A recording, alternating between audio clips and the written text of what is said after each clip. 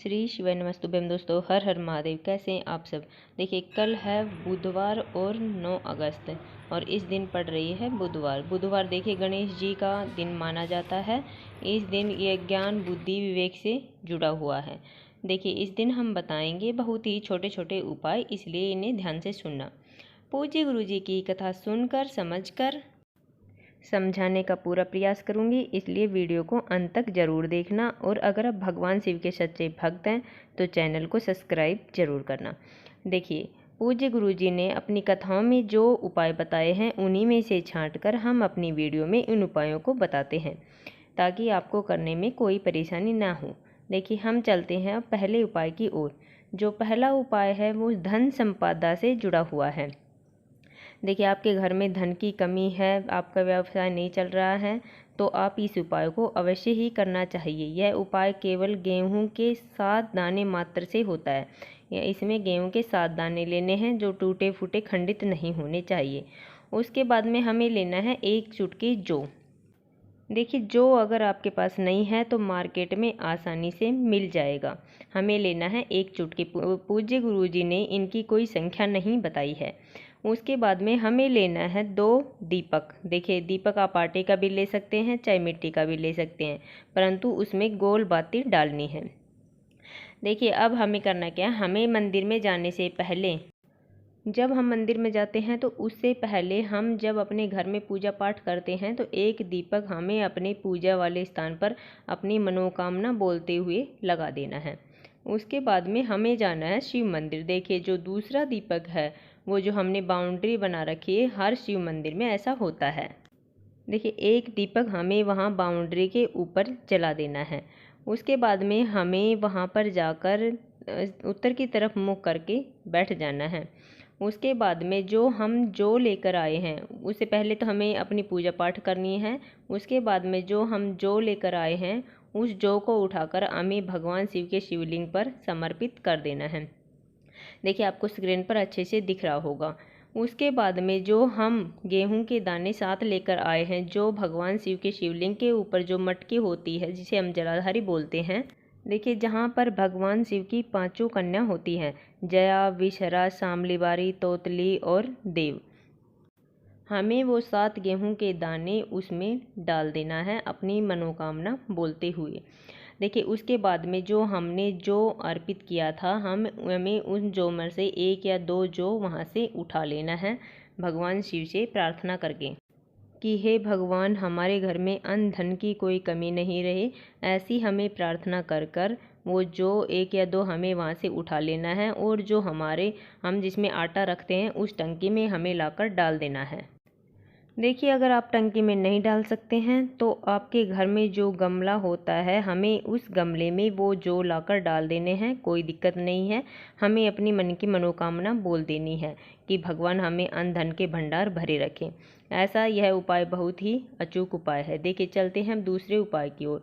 जो दूसरा उपाय है वह नौकरी के लिए है और बीमारी के लिए है। देखिए, हम पहले नौकरी के लिए, अगर आपकी नौकरी नहीं लग रही है, कोई कमाने का साधन ही नहीं है, आपने बहुत प्रयत्न कर लिया, तो आप इस उपाय को अवश्य ही करना चाहिए। यह बहुत ही कारगर उपाय है। और दूसरा हम इसी में बताएंगे बीमारी के लिए। जो अगर आपके घर में बहुत ज़्यादा भयंकर बीमारी हो रही है किसी को, तो आप इस उपाय को अवश्य कर सकते हैं। देखिए, नौकरी के लिए हमें लेना क्या है, धतूरा। 1 धतूरे का फल जो आपको स्क्रीन पर दिख रहा होगा, ऐसा हमें तोड़कर ले आना है। देखिए, अगर मार्केट में नहीं मिले तो नहीं मिले, हमें इसे पेड़ पर से तोड़ना है। उसके बाद में हमें लेना है 1 लोटा तांबे का जल। देखिए, तांबे के लोटे में ही जल लेना है। उसके बाद में हमें जाना है भगवान शिव के मंदिर में। देखिए, वहाँ जाकर हम जो धतूरा लेकर आए हैं, हमें वह धतूरा समर्पित कर देना है। जैसे डंठल का मुंह विपरीत तरफ होना चाहिए। हमें अपनी मनोकामना बोलनी है कि हे भोलेनाथ, हमारी नौकरी लग जाए। बस ये ऐसा अचूक उपाय है। हमें इस उपाय को रोज करना चाहिए। देखिए, 2 या 3 महीने में, 3 महीने तो काफ़ी हैं, 3 महीने में हमारी मनोकामना भोलेनाथ अवश्य पूरी करेंगे। देखिए, अब बीमारी के लिए है, जो हमें लेना है समी के पेड़ में से। देखो, ये समी का पेड़ है, इसमें जो फूल आपको दिखाई दे रहा है, श्रावण का महीना है, समी के वृक्ष में फूल आ रहे हैं, तो हमें 1 फूल तोड़ लेना है और लेना है 1 तांबे का लोटा। देखिए उसमें जल भर लेना है। उसके बाद में हम वो एक फूल है वो उस लोटे में डाल लेंगे और हमें जाना है भगवान शिव के मंदिर में। वहाँ जाने के बाद आप जिस भी व्यक्ति के लिए कर रहे हैं उसका नाम और गोत्र बोलकर, देख रहे अपने लिए कर रहे हैं तो अपना बोलना है, अगर हम किसी और के लिए कर रहे हैं तो उसका नाम और गोत्र बोलकर हमें वो एक लोटा जल मेरे देव आदि में देव महादेव के ऊपर समर्पित कर देना है। कौन से महादेव का नाम लेकर? नीलकंठेश्वर महादेव का स्मरण करते हुए हमें वो एक लोटा जल समर्पित कर देना है। यकीन मानिए इससे हमारी सभी बीमारियाँ दूर हो जाएंगी। देखा तीसरा उपाय है वह मनोकामना पूर्ति के लिए। हमारी कोई मनोकामना जो पूरी नहीं हो रही है तो हमें इस उपाय को अवश्य करना चाहिए। देखिए हमें लेना है एक बेलपत्र। बेलपत्र है वो कटी भटी नहीं होनी चाहिए, साफ स्वच्छ बेलपत्र होनी चाहिए। और लेना है थोड़ा सा लाल चंदन। उसके बाद में हमें लेना है एक तांबे का लोटा और उसमें अपने घर से जल भर लेना है। ये सब सामग्री लेकर जाना है हमें भगवान शिव के मंदिर में। वहाँ जाकर उत्तर की तरफ मुँह कर कर हमें बैठ जाना है और जो हमने एक बेलपत्री ली है हमें उस बड़ी वाली पत्ती पर ओम लिख देना है। देखिए आपसे जैसा भी लिखा जाए आप लिख देंगे। अगर आपके पास बेलपत्र नहीं है तो वहीं से उठाकर धुलकर उसे उपयोग में ला सकते हैं। उसके बाद में हमें जो एक लोटा जल लिया था उस एक लोटे जल को हमें लेना है और भगवान शिव के शिवलिंग पर कुंदकेश्वर महादेव का स्मरण करते हुए और अपनी मनोकामना बोलते हुए वो एक लोटा जल हम भगवान शिव के शिवलिंग पर समर्पित कर देंगे।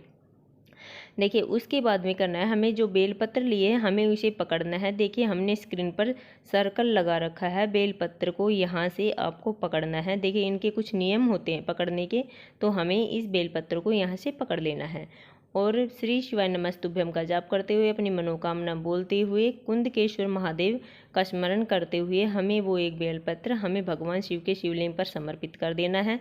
देखिए पत्ती का मुंह है वो जलाधारी की तरफ होना चाहिए, डंठल का मुंह है वो हमारी तरफ होना चाहिए। इससे हमारी सभी मनोकामना पूरी होगी। देखिए छोटे छोटे उपाय हैं परंतु बहुत ही अचूक उपाय हैं। इन उपायों को हमें बुधवार के दिन अवश्य ही करना चाहिए। यह हमें नियम बना लेना चाहिए कि हफ्ते में एक बार या महीने में एक बार तो इसे अवश्य ही करना चाहिए। इससे हमारे सभी कष्ट दूर होंगे और बाबा भोलेनाथ की कृपा हम सब पर बनी रहेगी। देखिए अगर वीडियो अच्छी लगी तो लाइक करना और चैनल को सब्सक्राइब जरूर करना। श्री शिवाय नमस्तुभ्यम दोस्तों, हर हर महादेव।